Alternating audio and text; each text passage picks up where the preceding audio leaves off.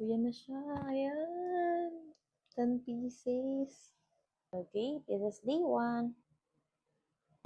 So, dito natin to. Day 3.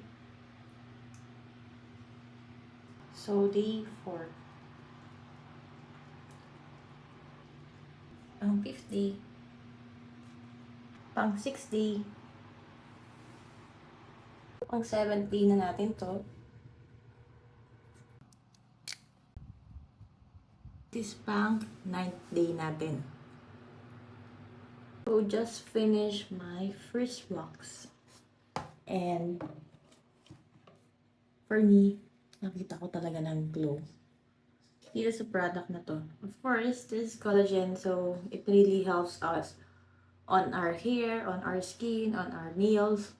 So, check nyo na lang kung ano yung mga benefits ng collagen para sa ating body.